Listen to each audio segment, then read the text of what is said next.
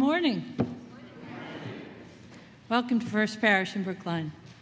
Welcome back, whether you've been coming for decades or just joined us. And a very warm welcome to those who are here for the very first time. We're so glad you're here with us today. And it's so good to see everyone this morning. I'm Carol Spitzer, and I'm one of the worship associates here at First Parish. Our senior minister is Reverend Lisa Perry Wood. This morning, something very special. Our guest worship leader is Reggie O'Hare Gibson, Reggie O'Hare Gibson, a poet, songwriter, author, workshop facilitator, and educator. Reggie has performed, taught, and lectured at schools, universities, theaters, and various other venues on 2 continents and in 7 countries, and including the city of Havana, Cuba. We're delighted to have him with us today. Welcome, Reggie. First Parish is a welcoming Unitarian Universalist congregation, open and affirming of all people. Whoever you are, whatever your gifts or abilities may be, however you identify your gender or sexual orientation, wherever your life and faith journey has taken you, you are welcome here. If this is your first time visiting us, or if you have not done so before, please take a moment to fill out one of the yellow visitor cards that you'll find in clear plastic envelopes on the backs of the pews in front of you, and place it in the offering plate as it comes around. Please note that at 12:30 today, Reverend Lisa will host an informal conversation for those who are new or feel new to First Parish and are interested in learning about membership or Unitarian Universalism. Bring your coffee, your snacks, and questions, and meet Reverend Lisa in the minister's office. Child care will be provided if you need that. After the service, everyone is warmly invited to join for conversation and refreshments through this door to Lion Chapel. We encourage both newcomers and long-timers to pick up one of the striped mugs at coffee hour to show that you have particular interest in sharing conversation with others that you may not know or know well. And to everyone else, let's keep an eye out for those people who are holding the striped mugs. Welcome to one and all.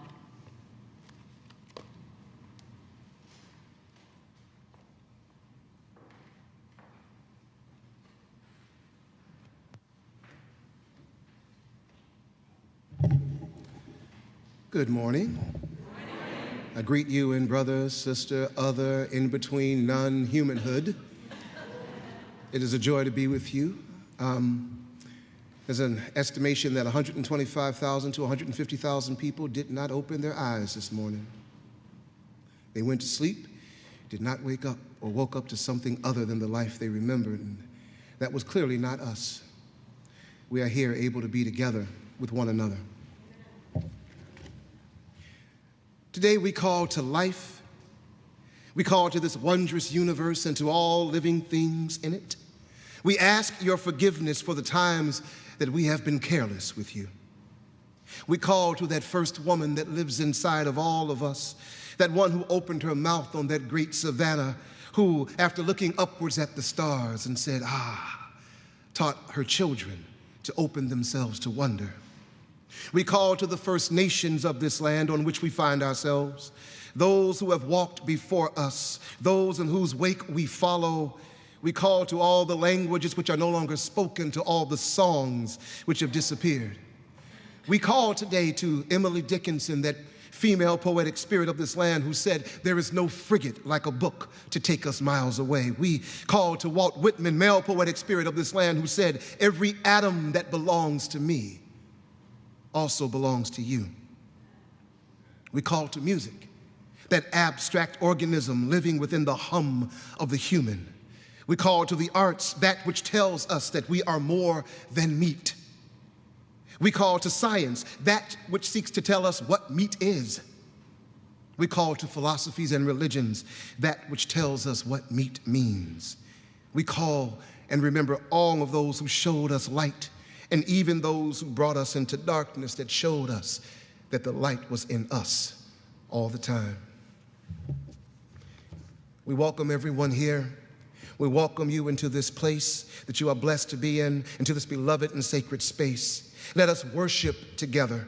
And now, will you please rise as you are willing and able and join us in singing our opening hymn, hymn number 1028, 1028 in the Teal hymnal, The Fire of Commitment.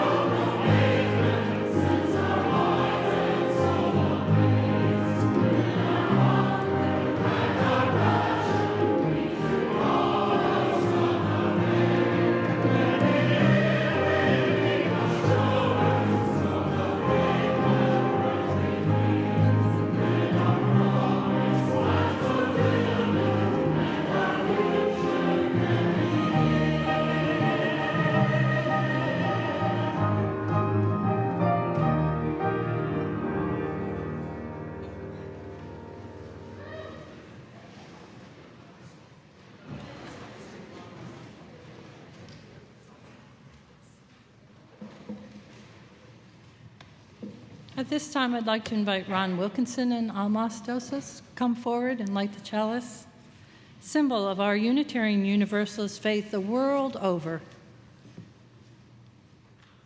As they light the chalice, please join me in our unison affirmation printed in your order of service in English and then in Spanish.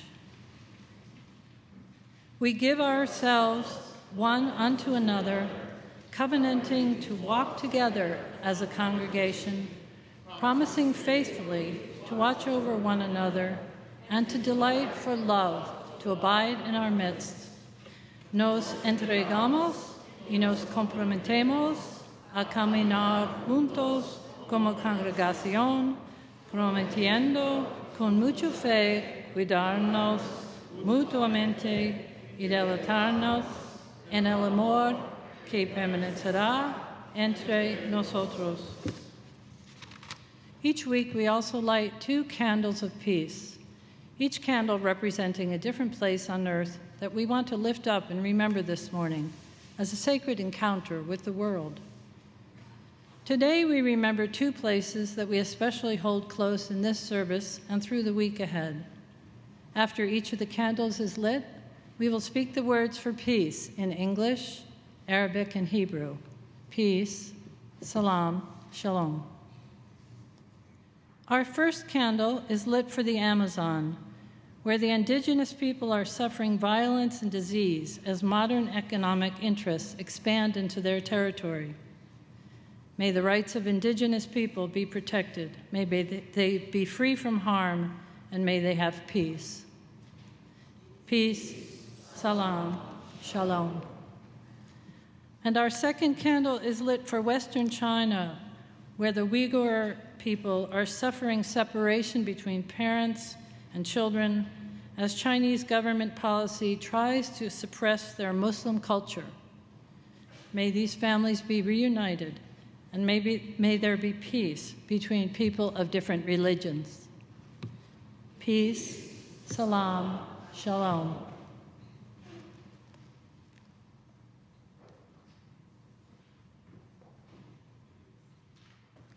This morning we light our second Advent candle,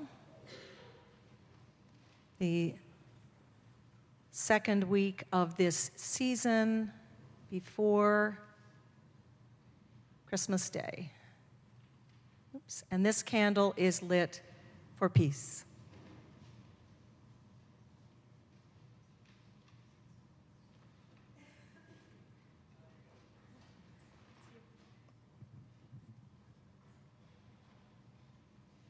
I would like to invite our kids to come forward, and you're going to stand with me while we light the menorah together.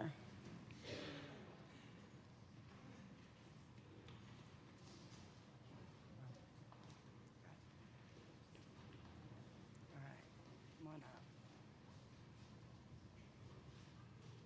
Leighton. No, stand. We're going to stand. Sachi.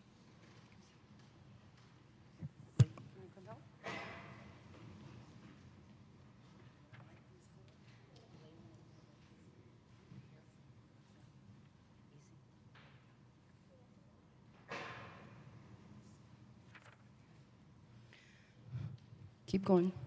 Verse 4. There you go. Baruch atah Adonai Eloheinu melech haolam asher kiddishanu b'mitzvotav v'tzivanu l'hadlik ner shel Hanukkah. Just hold it. Give it to Leighton. Thank you. Okay.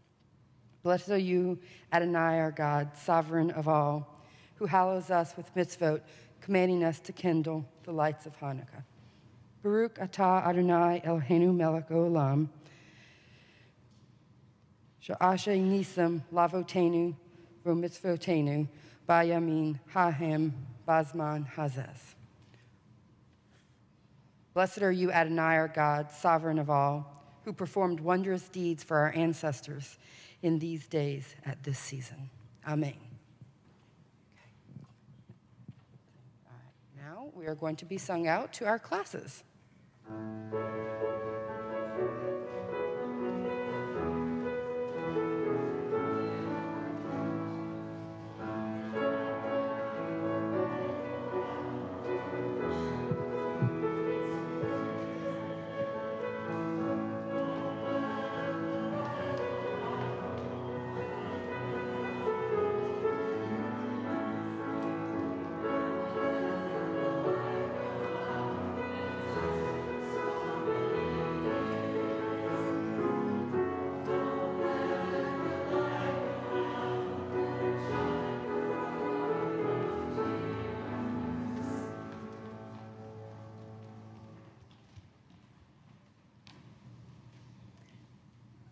Please join me in the spirit of prayer.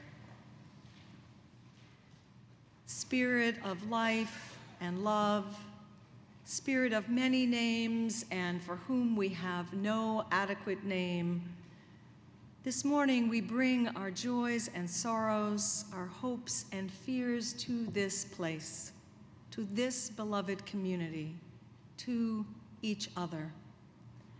We hope to be heard and to be held.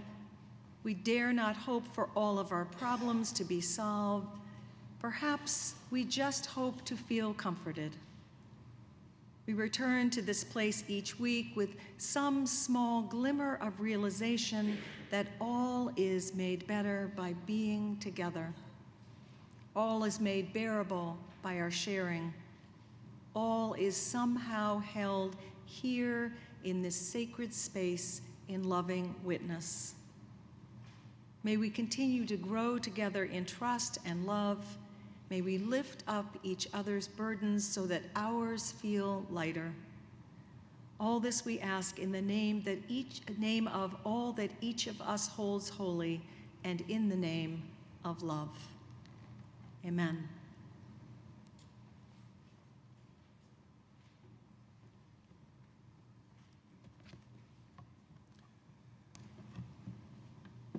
We will begin to enter into a time of silence. But before that, I'll lead you in a meditation that I wrote originally for school children, kindergartners, to help them to quiet and still their bodies, and then realized how much I needed it for myself. In this world that conspires to still our silences and keeps us from reaching that deeper inner space, I guess we all need some reminders, and that's why we come to places like this.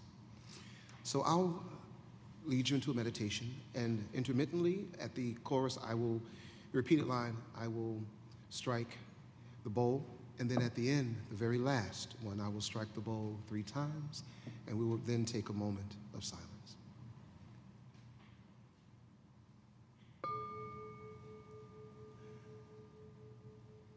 Let the silence in. Let the shushes and the hushes begin. Let our ears take a break from all the noise the world makes. Let the silence in.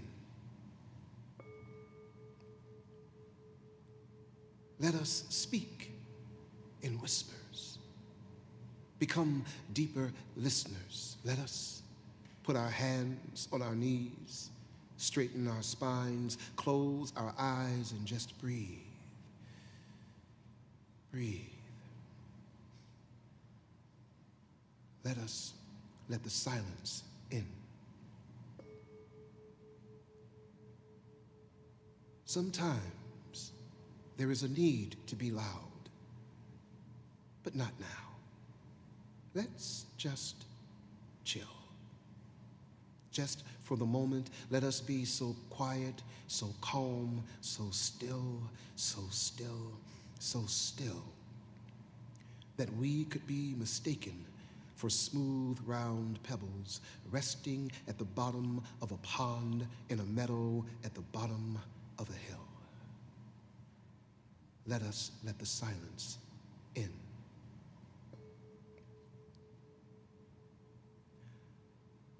Johann Sebastian Bach didn't say a lot, but what he said makes sense. He said, without silence, music would not exist.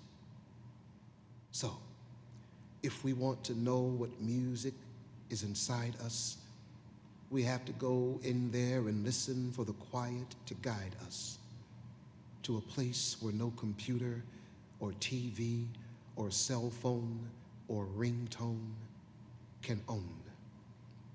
A place deep within where our true selves begin. Let the silence in.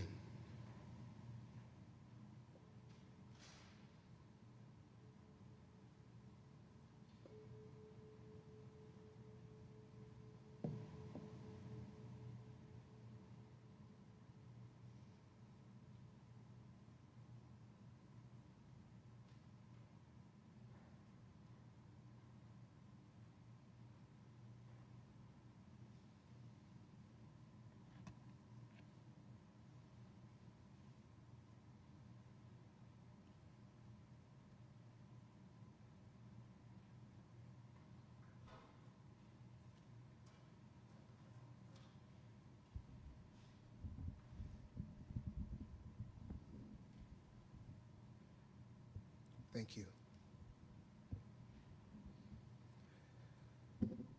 In the neighborhood where I grew up, it's a small little French hamlet in Chicago known as Les Hoods. Perhaps you've heard of it. It's a quaint little village. And when we would say that someone could sing in such a way that they somehow loosen the molecules in your body, we would say that that person, we would not say they could sing. We would say they could sang. Sang. Likewise, when someone has a certain je ne sais quoi, we don't say they have a thing about them. We say they have a thing about them. And there is this thing that connects us all. And I think in our religions and our arts and our sciences, we attempt to maybe tap into that and understand that whatever that thing is. So let us give some recognition of that thing. And I got some backup here. So your part in this is to say these words. I'm going to repeat them. I'm going to say them and then say them again. You will repeat them twice in every one of the choruses. The thing is very simple. It's that thing, that thing, that thing, thing, thing. Be thankful, thankful for that thing. That thing, that thing, that thing, thing, thing.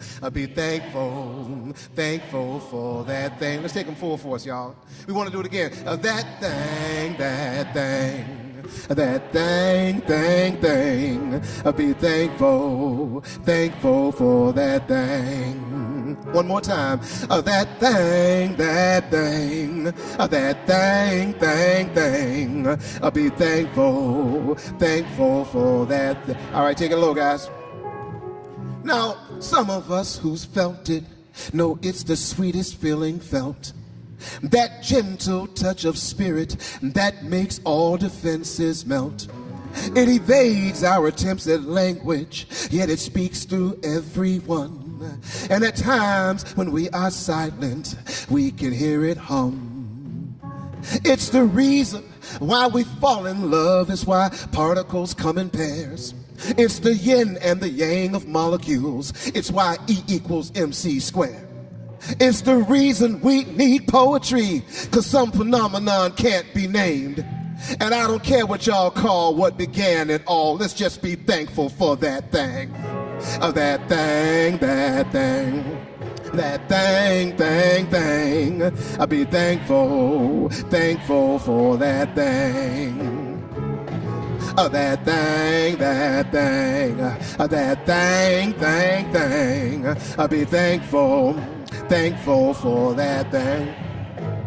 Now, I'm not telling anybody here anything that they don't already know. And that is, everything is connected from the macro to the micro. Don't believe your deceiving eyes. Look deep inside, you'll see it's true. That there's a universal union between the universe and you. Now, some find it in religion, some in their learned books of old, some through the arts and the sciences, or peering through a telescope. But it's the mother of all mysteries, from DNA to the Big Bang.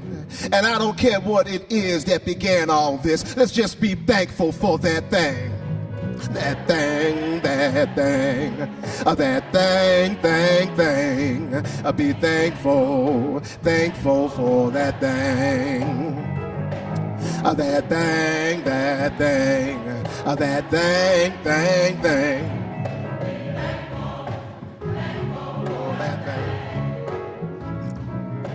Prime causation, quantum fluctuation, cosmic inflation, particle creation, protons and neutrons colliding in deuterium, then into hydrogen, then into helium. Next came the light out of a plasmic darkness. Then came the time the stars started sparking in nucleosynthesis. First stars exploding, then another generation of stars began Genesis. Dust balls forming, planets borning, Earth is then birthed, and then life begins dawning. Prokaryote, cyanobacteria to eukaryote, then multicellular life begins to settle in. Fish to amphibian, reptilian, mammalian, primate, great ape, then Homo sapien. Whatever it is that began those things I've named, let's just be thankful for that thing, that thing, that thing, thing, thing.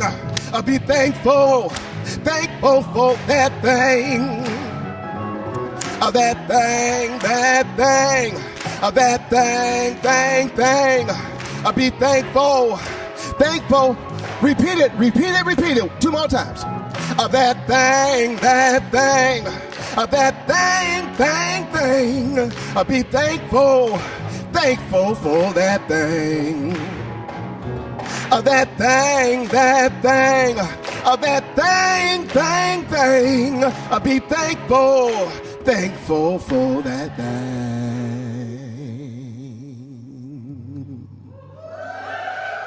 Thank you. All right. So, got some poetry for you.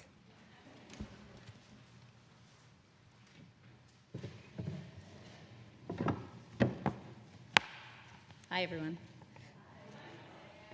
So this poem is called "So What's My Spiritual Journey Feel Like Right Now at This Moment?" And it was written in May, so there have been many moments since then, but it still sort of rings true.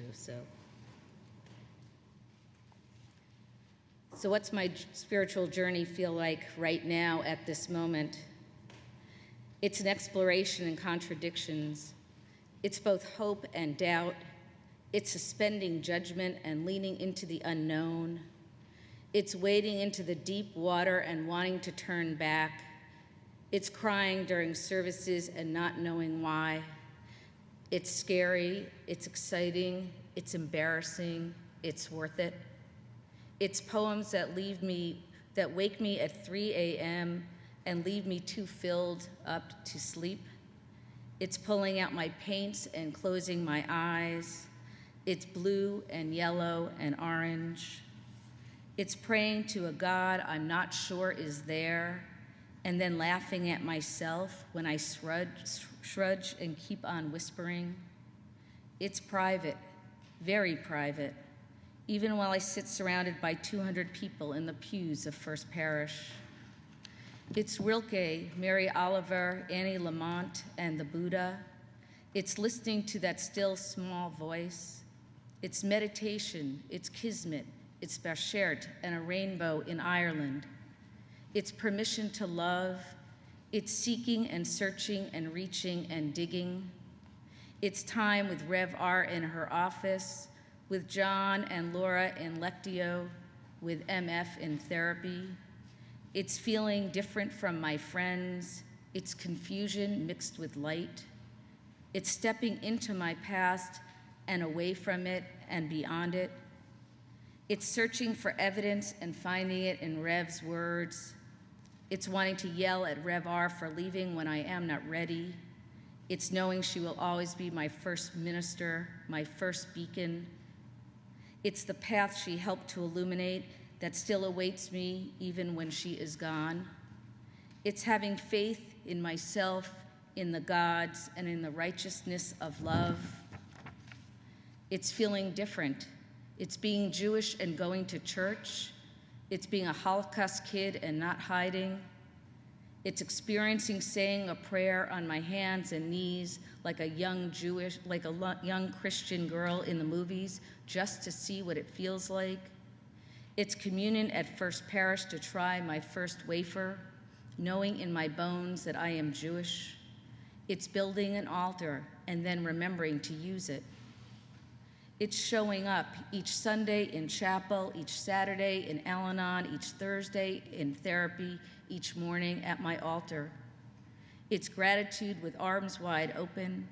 It's lying in the dark, afraid that this is all a hoax. It's standing on tippy toes, it's squatting in the dirt, it's riding the waves, it's listening to the wind. It's the cool blue-black river I now stand in. It's the journey, mine and mine alone.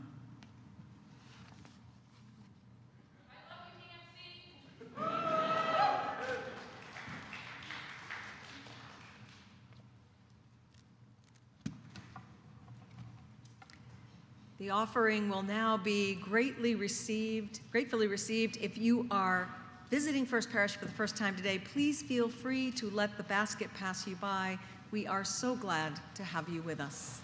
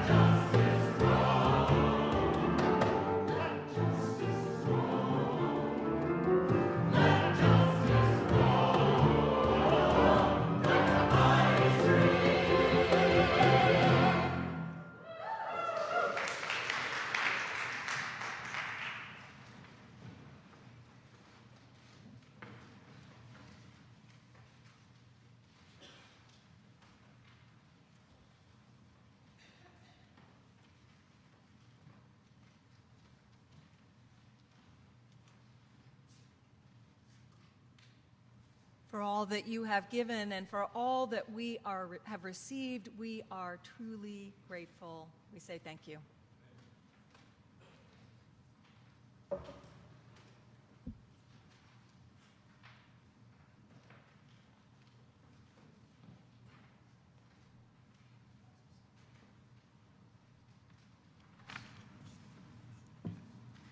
Walking on water. Slow ripples expand and billow to shore, lapping sleepily against weedy olive rocks. Boat knocks gently against the dock. Water flashes its many mirrors in silent staccato, while clean-edged reflections jitter and lose their form. I shut my eyes to hear the scene.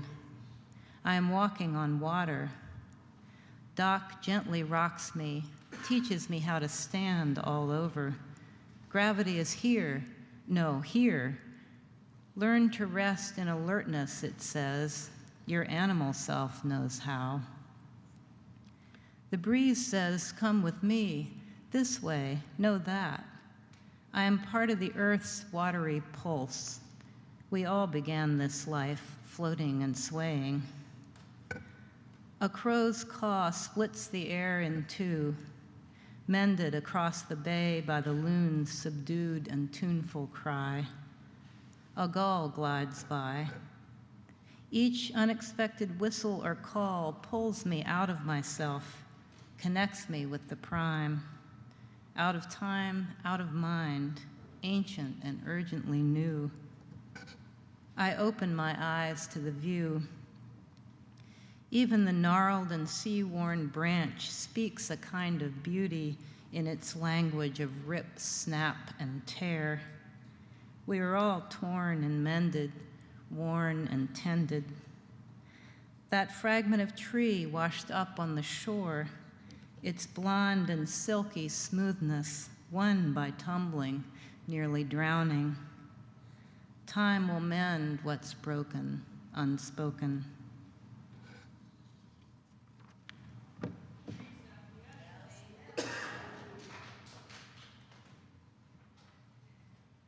Now please rise as you are willing and able and join in our hymn of preparation, hymn number 146 in the gray hymnal.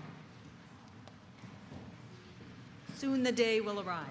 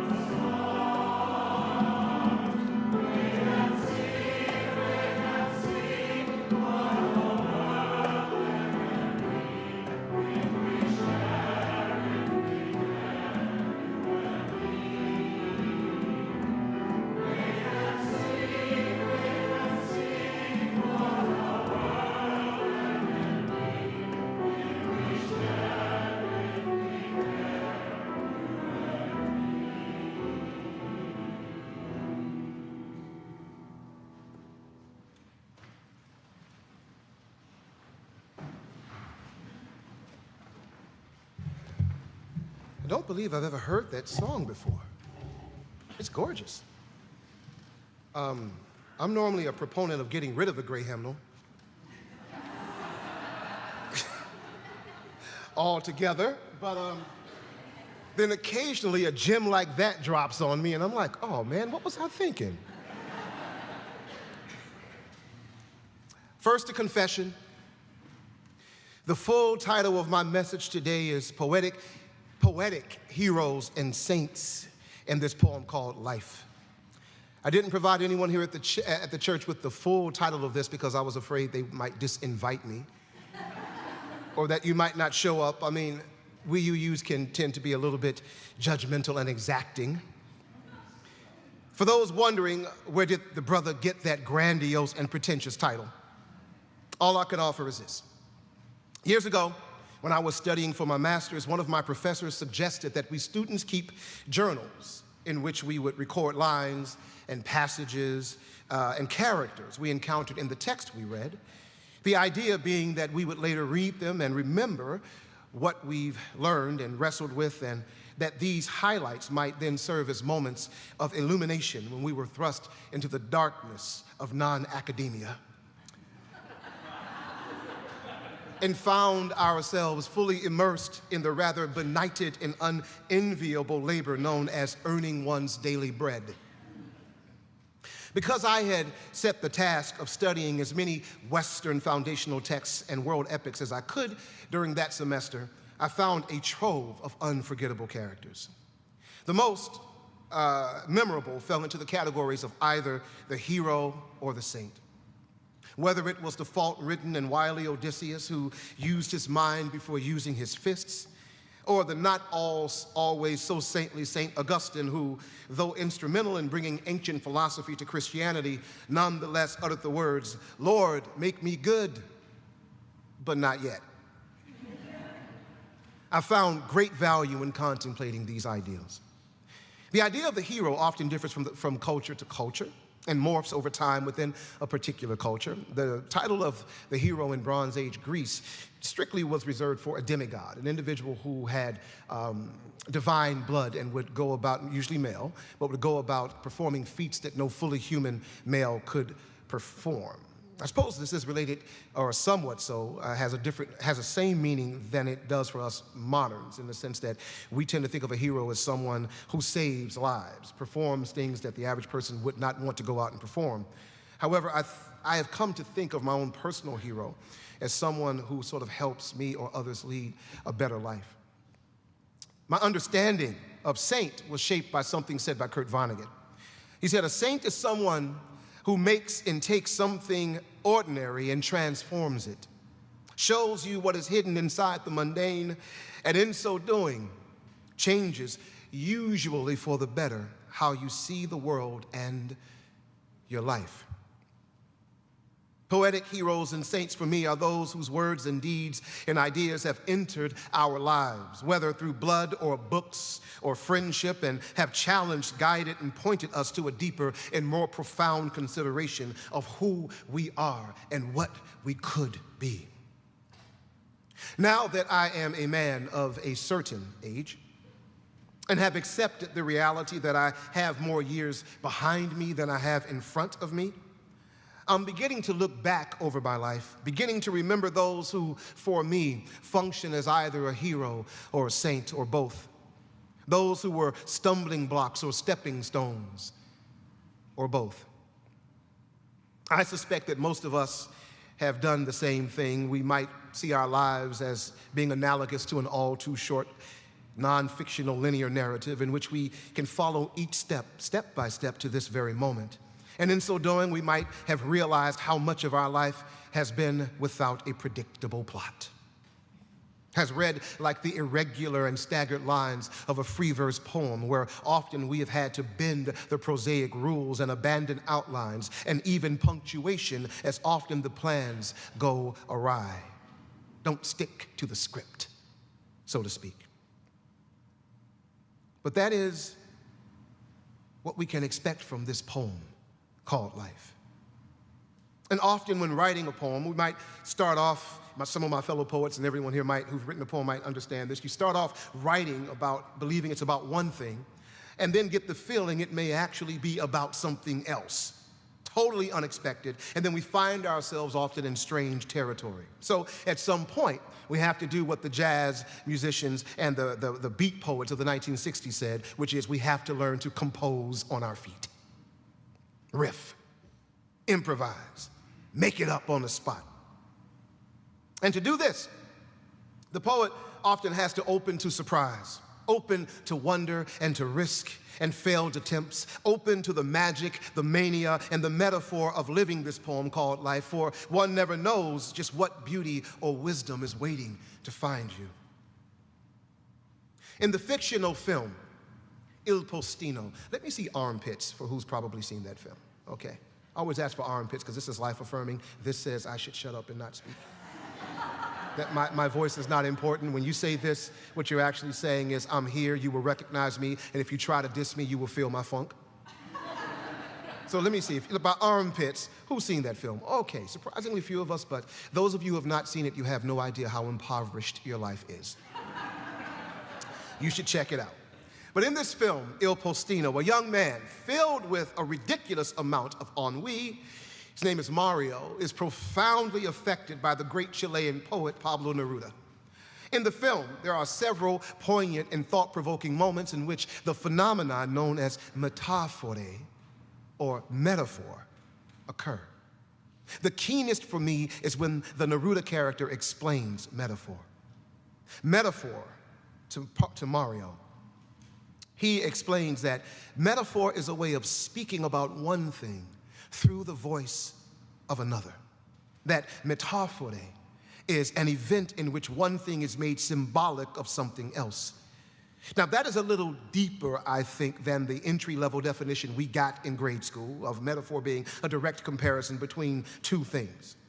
However, for me, the film's transcendent moment came when Mario has an epiphany, and he asks, then, is it that the whole world is a metaphor for something else? I am so happy that this was an Italian film and not an American film, because the American need for resolution, even a bad one, might have tempted American filmmakers to hazard a response to that question, perhaps in the form of an explosion, in order to give this some finality, a sense of closure. But no, the question was left open, and because of that, I was left open to the question. And I have subsequently revisited that query and have been riffing, improvising on it ever since. Is it that the whole world is a metaphor for something else? Is it that life is symbolic of something else? Is my life a symbol of something? What speaks through my life? What does my life speak through? These are not easy questions to pose, let alone answer. They are huge existential probings. And it is, I believe, because of questions like this that we all turn to places like this. Places of art, places of religion, to systems of symbol and metaphor, and as such are inherently poetic. They show us our attempt to unify the wide and disparate aspects of our various existences, for we are beautifully complex. And being so constituted, we create and need systems of thought and expression that acknowledge and speak to that complexity. And like many a complex poem, this poem called Life has at least two impulses: the impulse to declare and the impulse to inquire. Life is an exclamation of here-ness and now-ness, and an insistent insecurity of, hey, Mother Universe, I'm here, now what? For many of us, our personal poetic heroes and saints are those whose words, ideals, and deeds have helped us to navigate the now whats to a more fully realized here-ness. Those who have led us to the poetry, to the deeper realization of the ongoing and unfolding metaphore and meaning in our own lives. For me, one such person was a very dear friend named Kent Foreman. I met Kent during a very difficult and traumatic time in my life. I had been in the throes of a very debilitating disease that I was not sure that I would recover from. It was called my 20s. Some of you, I'm sure, have been so afflicted. Mine lasted for about 13 years. After effects hung on a couple more. I'm better now, thanks. Well, on Monday nights, I would go to this jazz club in Chicago called Spices. And we'd go there to dig some tunes and read a little poetry on the open mic. And one night, Kent, this dapper gent, about 30 years my senior, walked up to me and, while I was at the bar in the clutches of my third adult beverage. He leaned in close to me and said, "Young blood, you might actually do something with your life and your writing if your demons don't drag you down or you don't kill yourself first." And being filled with alcohol and 20-something swagger, my immediate reaction I can only describe as somewhere between a kung fu flick and Robert De Niro's character in Taxi Driver. Like, you talking to me? Kent recognized something potentially destructive in me and decided to take action to help prevent it from happening. Try as I might, and I did, this cat would not go away. He was there every week in spite of myself. And in spite of myself, we formed a friendship, and he became a mentor to me. Something between a father and a brother. Neither of which understood me, but he seemed to. And I came to see that this cat was rare mojo, an intriguing conjuration of childlike wonder and nail-tough elegance. He would say, "There are 3 things about me which are immutable. You dig? I am black, I am man, and I am a poet." And at the time, this triune self-declaration seemed simplistically self-evident. Of course you are, and so am I. But as with most poetry, as with life, what seems simple and obvious, as Ira Gershwin reminds us, ain't necessarily so. For Kent's declarations were arrived at by years of self-inquiry. Realizing this led me to questioning my own offhanded self-affirmation. What does it mean to be black? What does it mean to be poet? What does it mean to be man?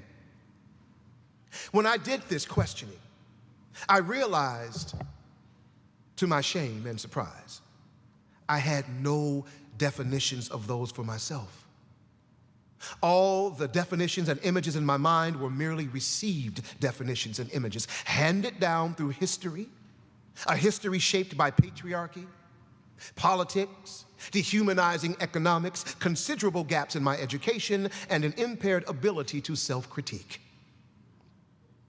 So I would ask him, how does one reconcile what it means to be black, to be a man, to be a poet? Did black man poet have to be a noun? Could it become a verb, a philosophy, a way of living? This was a perennial discussion and considerations of many a late night exchange peppered with shot glasses of Blanton bourbons and plates of fried everything. And Miles Davis's kind of blue. I honestly have no memory of Kent ever directly answering that question of black man poet. But what I do have is an impression that his life was a symbol of the search for what it meant to reconcile and live with those 3. A quest to make meaning and a blessing of it. What does it mean to me? I'm still figuring it out. But there have been days, especially when I'm in places like this, where I am amongst other gatherers and seekers, that I hear his voice saying, perhaps this is where you find out. One night, while we talked, he read me a poem of his He had written it in 1968. It was about a year after I was born, but he said it had a new meaning since he and I had become friends. It was called From Jonathan to David. For those unfamiliar with the characters, Jonathan was the son of King Saul and David's presumed rival for the kingship of Israel. This is a poem written as a communication between the two on the night before David is to fight Goliath. Oh, baby, look. This life ain't no legend, David. Underdogs get buried under every day. Only fairy tales are filled with giant killers, man. You better let Goliath sleep, or there will be hell to pay. You must be mad, or worse, cursed. This idea you have to send your mind mad across this universe looking for a rumble. That idea is bad, my man, bad. But if you must, well, to tell you the truth, while still a youth, I'd kind of like to try that dude myself. So here's my hand. We may as well rejoice, soul brother. You understand? It ain't like we got a choice or something. I guess we were just born alone. Dig. I see you brought your sling. Okay, let's go. I'll help you pick out some stones. Now, Kent, being an agnostic with very acute atheistic leanings, was a bit less familiar with the biblical chronology than myself. His Bible-beaten mentee. He didn't know that Jonathan only met David after David had slain Goliath, but I kept my mouth shut because the brother was trying to make a point and have a tender moment. I'll help you pick up some stones, pick out some stones. I will help you take up arms against the slings and the arrows of outrageous fortune. In other words, I got your back. And this meant so much to me at the time. It was a blessing. Perhaps you have had someone like that. Someone who has helped you fight and rally. Someone who has stitched your cuts. Someone who has taken you to the side and redirected you. A hero who saved you from your self-hurt. A saint who has made you see your self-worth. Perhaps you have been that for other people. Perhaps you will be. Kent died a couple of years ago with his daughter, Pierre, by his side. I wanted to fly to Chicago and be with him, but I was unable to do so, partly because I didn't want to see him sick like that. I felt like it might stain my memory of him. And there is a part of me that to this day still deeply regrets that decision. But poetic heroes and saints can forgive us, and often do, when we falter. When we are weak and are small, when we disappoint, when we fail, when we lose our way because we are eaten with guilt and grief and loss, they often help us see that these are part of our soul's great grappling. Perhaps they are there to minister to us when we, like Jacob at Peniel, about the blessings we may receive after wrestling with an unimaginable force. And there to remind us that though Jacob got his blessing, he limped for the rest of his life. Poetic heroes and saints tell us that even if the limping is the only way we can walk, we got to walk on.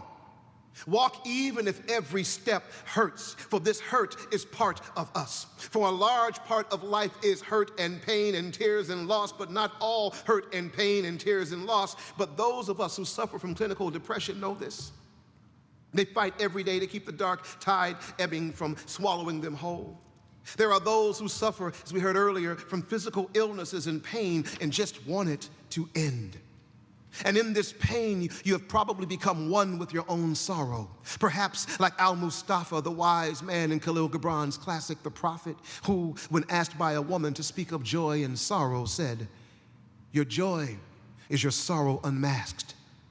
And the same well from which your laughter rises is often filled with tears. And how else can it be? The deeper that sorrow carves into your being, the more you can contain. It's not the cup that holds your wine, the very cup that was burned in the potter's oven. And it's not the lute that soothes your spirit, the very wood that was hollowed with knives. And in this hollowing with knives that life is, at times, we are challenged. And like Lady Day, we must rise to that and sometimes just say, good morning, heartache. Befriend our sadness, learn to shake its hand, learn what the tragic comic protagonists of our blues songs have learned, how to squeeze just a little sweetness out of the bitterness, how to sing the bittersweet here-ness to make our living an altar life, an intensification of being present. An epic striving to love and live more profoundly. For to do so, to make the conscious decision to say yes to those slings and arrows of outrageous fortune is a form of courage that asks us to risk that hurt and that pain and that tear and that loss when we already intimately are familiar with these. And we know they will come again. For as Robert Frost, one of our poetic spirits of New England, told us, nothing gold can stay. And we know there is something that cannot be, and we know that there is nothing that we feel that cannot be hurt.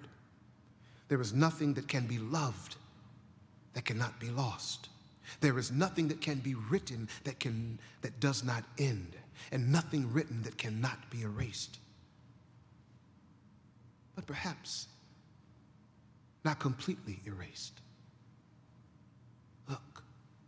There on the parchment that is your life, there are traces, impressions of all who have touched us and you with deed and word and idea, and so the same with those who we all have touched with word and deed and idea, traces and impressions of our lives on them as well, as if existence is a great palimpsest echoing with the scribblings of deeds and words and ideas, scribblings that when cobbled together are a poem, perhaps a simple haiku that says to us all, you who have been loved are still living the great poem.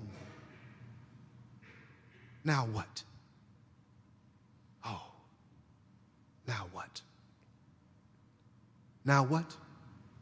Let us show life how thankful we are by dislocating our arms in order to get a fuller embrace of it. Now what? Let us sprain our ankles as we find new ways of stumbling forward into whatever ecstasy we can find. Now what? Let us gladden our hearts as we find better ways to fail. Now what?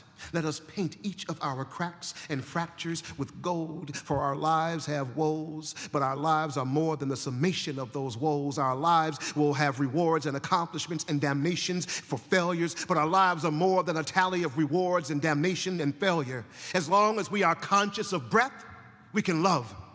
And when we decide to love deeply and fully, no matter the risk, when we brother, sister, sibling, other, human, hero, saint, and God with one another, we live our lives and we become poetic offerings, distillations of meaning where we see that we are brief instances of the cosmos awakened to its own imaginative possibilities.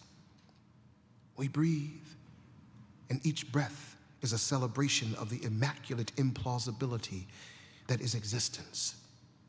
Each breath a letter in this epic poem called life. Blessed be.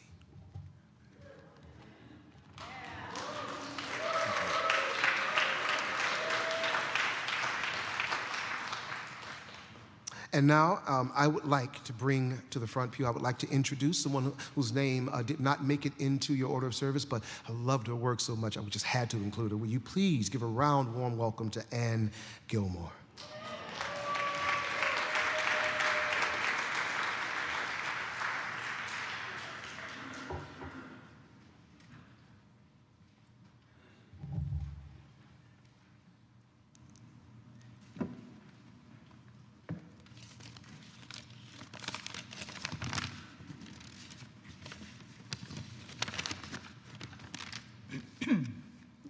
Celestial music. Was the Big Bang the original celestial music, setting in motion energy, vibrating in all directions?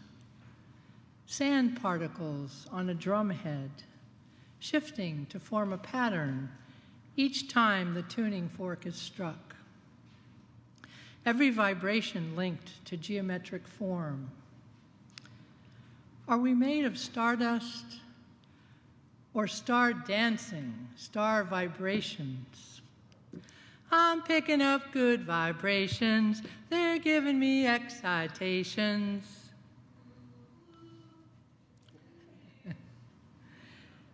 Every creation story starts with the Creator speaking, singing, or breathing the world into being.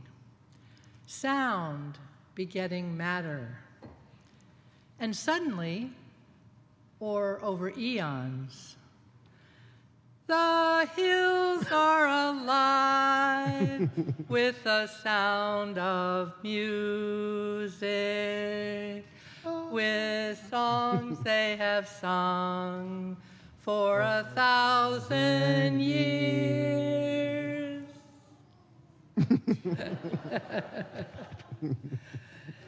Sometimes we hear the irresistible call of the hills, of the stars, of the celestial music. And sometimes we can't even hear each other. We turn a deaf ear to that which gives us life. People talking without speaking. People hearing without listening.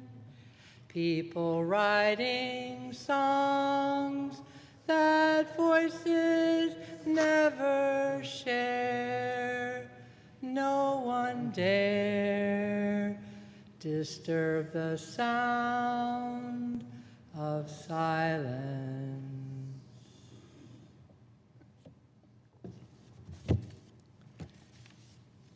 Music, a meaningful assembly of sound, an instrument for arousing emotion, far more powerful than words, one of life's greatest joys, the language of the soul. Viva, viva la música, viva la música. Celestial, heavenly, holy, divine. Cosmic bodies swirling, vibrating. Stars, galaxies, planets, Gaia. As in the hymn I sang as a child. All nature sings and round me rings the music of the spheres. Does that resonate with you? Do you feel the vibes? Because when you love the world, you hear the celestial music.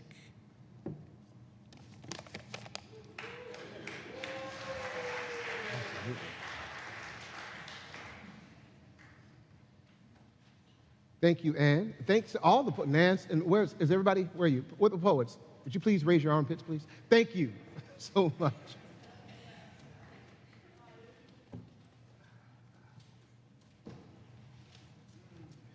Read something the other day.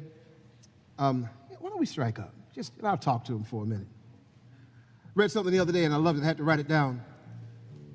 It's kind of a paraphrase, but it says, "You are a ghost wearing a suit made of meat, riding on a blue rock through a universe you cannot begin to comprehend. You got this." So that is what we know. We poets, we know we write a lot of stuff, and when we really think about it, what we're really always getting back to is love and death, Eros and Thanatos, right? We know that Eros, or Thanatos, has us all on speed dial and is going to find us at some point. And what we're hoping, the thing that makes that bearable is a bit of the Eros in the beginning, that we hope that finds us before Thanatos does. For most of us, I think it does. So I'm going to teach, the choir knows something, I'm going to teach you this. We have a saying, it's in your book, it's in your order of service. And the chorus is this. Shall we help them out with it? Here we are in a sea of stars, somewhere between Venus and Mars. Short-lived hominids hanging about, doing our best just to figure it out. Once again, we are in a sea of stars, somewhere between Venus and Mars. Short-lived hominids hanging about, doing our best. So where do we come from? Where do we go? What does it mean to question? What does it mean to know? What is this thing we've all deemed as reality? Is it real or just this imagined fallacy that we all have invented from our collective human senses? Is this world merely a screen upon which shadows are beamed as they radiate, emanating from a light stream from behind us? Why does space and time seem to confine us? Is there more to us, or are we all just intelligible dust floating in this vat of galactic blackness? Does anybody really know what the fact is? I mean, hey, is there a being listening to our prayers? Or are we all alone and there's nothing there? Well, I don't know the math, but I know somehow 1 life plus 2 short equals live your life now, because here we are in a sea of stars. If you want to get up, you can get up. If you want to dance, I see you moving. It's hanging about, doing our best just to figure it out. Here we are in a sea of stars, somewhere between Venus and Mars. Short-lived hominids hanging about, doing our best just to figure it out. Hey, why don't you play us something, Keith?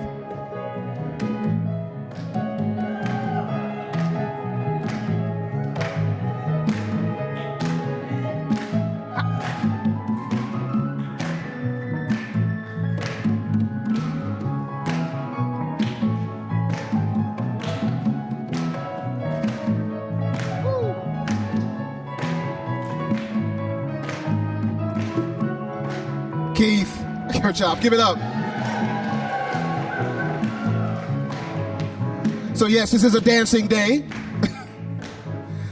And let's spend a little bit more time in the mind. Some of us know these names. Some of these people have come along to help us understand what it means to be this thing. We're talking Aristotle, Plato, Zeno, and Parmenides, Epicurus, Augustine, Sartre, and Socrates, Bodhidharma, Gautama, Kant, Protagoras, Kierkegaard, Hegel, Emerson, and Pythagoras. All of them relentlessly question dimensions that make up the makeup of this human existence. The manic and the madness, the panic and the sadness, the inner and the outness, the how to be withoutness. The Greeks called us thanatoi, y'all, meaning our lives are so brief, we might as well not live at all. But isn't that part of whatever beauty it is we possess? The fact that we're born in this flesh means we're all destined for death, and that we're all, just borrowing breath that'll pass to another as soon as we've left. The only moments we know we have is what the fates allow. Life is lived quick, so when should we live, y'all? Right now, 'cause here we are in a sea of stars, somewhere between Venus and Mars. Short-lived hominids hanging about, doing our best just to figure it out. I say,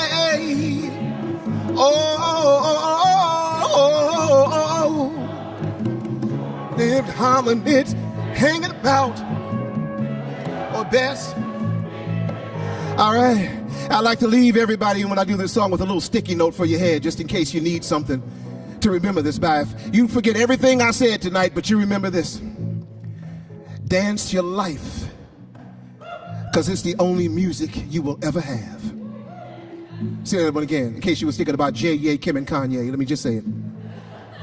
Dance your life, because it's the only music you will ever have. Can we give a little dancing music? Dance your life, because it's the only music you will ever have. Take them up, all. Dance your life, cause it's the only music you will ever have. Hey, hey, yeah. Baila su vida, que es la única música que tiene. bailar su vida, que es la única música que tiene. Let's get a dancing movement. Oh!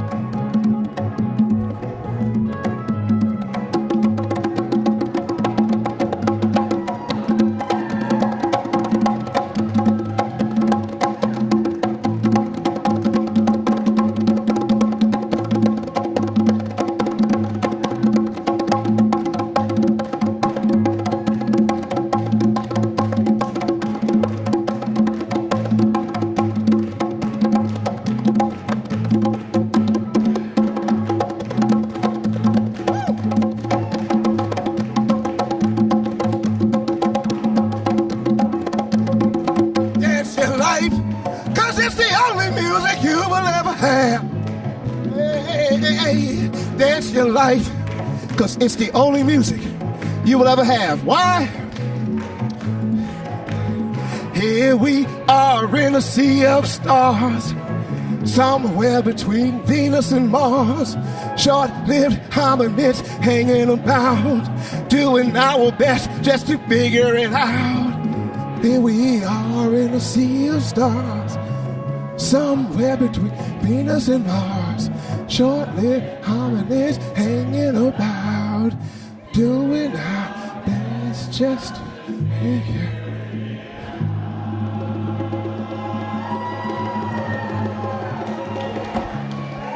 Thank you.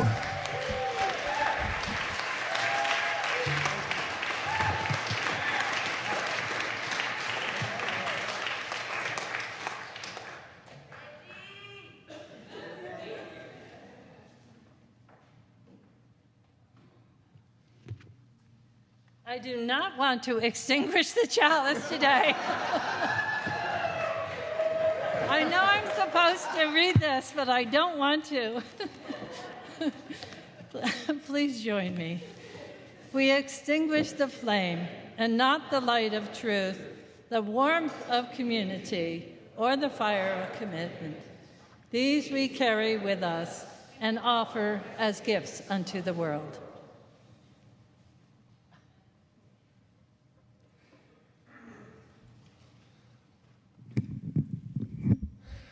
Please take the hand of someone near you for a benediction or touch their elbow or shoulder. How unlikely we are. This human thing, this fragile collection of uppity elements, each life a poem, each life is a verse scripted in stardust. And each one of us is a metaphor for this beautifully complex, frighteningly wonderful universe. Amen. My friends, go out into the world and be a blessing to everyone that you meet, and be blessed yourselves. And please join me in thanking Reggie O'Hare Gibson for our service today. Thank you. Thank you. Strike up again.